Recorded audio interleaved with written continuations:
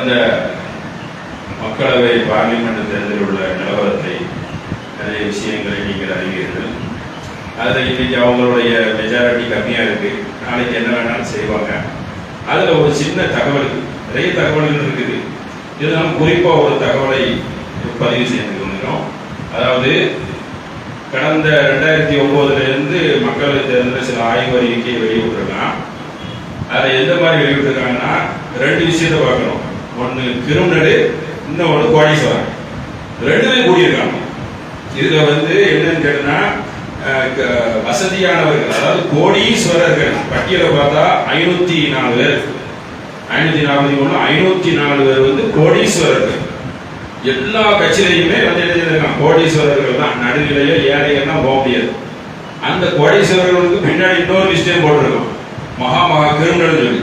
அதுல என்னன்னு கேட்டா 2024 இப்போ 504, 2019 475, 2014 443, 2009 315. அதாவது கிட்டத்தட்ட பல சதவீதங்கள் கூடியிருக்கு. இவனே சம்பாதிச்சு கோடீஸ்வரன் ஆகும் பொழுது அந்த குடும்பத்துக்குள்ளேயே சீட்டை கொடுத்து என்ன செஞ்சிருவான்.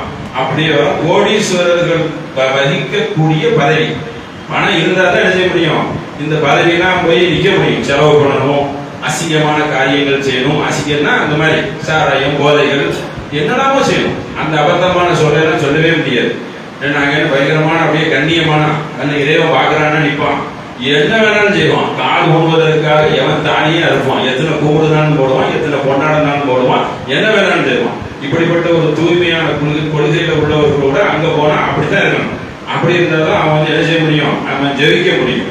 அந்த ஒரு நிலைப்பாடு. இதுல மகா பெரிய பெரிய கோடீஸ்வரன் யாருன்னு கேட்டா இவன் தான், பிஜேபி காரன். 227 பேர் கோடீஸ்வரன். அது கோடீஸ்வர கம்பெனி தானே, அப்படித்தானே வச்சிருக்காங்க.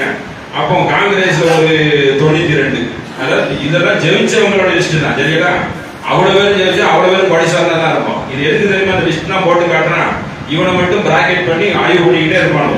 இப்ப இந்த கிரிமினல் இதையும் பாருங்க, இது கோடீஸ்வரன் ஆகிட்டா. திமுக 21 பேர், அங்கேயும் சனிச்சவர்கள், அங்கேயும் கோடீஸ்வரர்கள் தான். அப்ப சமாஜ்வாதி அவன் 34, ஐக்கிய ஜனதா தளம் அவன் 14க்கு 14, அவன் 16 பேருமே கோடீஸ்வரர்கள். கோடீஸ்வரன் 1 லட்சம் 2 லட்சமா, பல கோடி, 500 கோடி 5000 கோடி கணக்கிலே வராது. அப்படிப்பட்ட கோடி. ஒருத்தன் கோடீஸ்வரன் கோடி என்னன்னா, பெம்சானி சந்திரசேகர் 5705, 6000 கோடி வச்சுக்கிறது. இதெல்லாம் கணக்கில் காட்டுறது. மிச்சத்துல எங்க வச்சிருப்பான்னு தெரியாது. பினாமி பேர்ல பல இது வச்சிருப்பான். ஏன்னா அவனை பைத்தியக்காரன் தான். பணக்காரனே துட்டு சேர்க்கறது தானே ஒரு கொண்ட கொள்கையா வச்சிருக்கிறான், தேய் மாதிரி. இது பணம் வெளியே அதிகமா இருக்கக்கூடிய லிஸ்ட். கிரிமினல்னா என்னது, சும்மா அடிச்சுட்டு போனது மிதிச்சுட்டு போனதுலாம் இல்லை.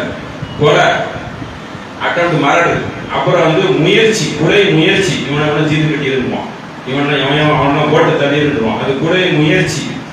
வன்முறை, பாலியல் முறை, பொம்பளைங்களை அசிங்கப்படுத்துறதுன்னா இதெல்லாம் பார்க்குமா, ரொம்ப கேவலமா நடக்கும். வார்த்தையெல்லாம் சொன்னேன். அதுல அது எண்ணிக்கையில சொல்றான். பாலியல் முறை அதிகம், எல்லாருமே வச்சுக்கிறேன், ஏன்னா நெருக்கமா சொல்றான்.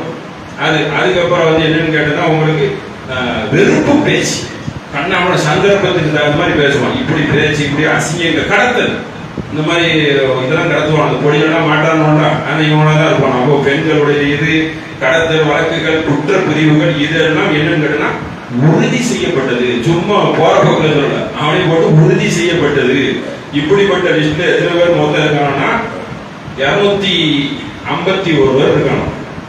மொத்தம் 544 இந்த வெற்றியாளர்கள் மட்டும் தான் சொல்ல போறான். அதுல பாதிக்கு பாதி பல பேர் தோத்துட்டாங்க. தோத்த லிஸ்ட விட்டுரும்.